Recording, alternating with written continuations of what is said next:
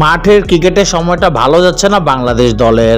আরব আমিরাতের কাছে সিরিজ হারের পর সবশেষ পাকিস্তানের বিপক্ষেও সিরিজ খুইয়েছে টাইগাররা। এবার বাংলাদেশ দল মাসখানেকের সফরে গিয়েছে শ্রীলঙ্কায়।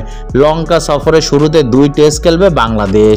এই সিরিজের জন্য ঘোষিত টেস্ট দলে অবশ্যই নেই পেসার শরীফুল ইসলাম। পাকিস্তানের বিপক্ষে সিরিজ চলাকালীন সময়ে পেশির চোটে পড়েছিলেন তিনি। তবে শ্রীলঙ্কার বিপক্ষে সাদা বলে সিরিজের আগে ফিট হয়ে যাবেন টাইগারের পেসার, এমনটাই জানা গেছে। বর্তমানে রিহ্যাব চালিয়ে যাচ্ছে শরীফুল। বিসিবির মেডিকেল বিভাগ জানিয়েছে বর্তমানে ভালো আছেন শরীফুল। আসন্ন সিরিজ দিয়ে মাঠের ক্রিকেটে ফিরতে পারেন তিনি। এর আগে লাহোরে দ্বিতীয় টি-20 ম্যাচ চলাকালীন বোলিংয়ের সময় চোট পেয়েছিলেন শরীফুল। প্রথম 3 বল করার পর ইনজুরিতে পড়া শরীফুল আর মাঠে ফেরেননি সেদিন। পেশির সেই চোটের কারণে কমপক্ষে 2 সপ্তাহ মাঠের বাইরে থাকার কথা জানিয়েছে এক বিবৃতি দিয়ে বাংলাদেশ ক্রিকেট বোর্ড বিসিবি।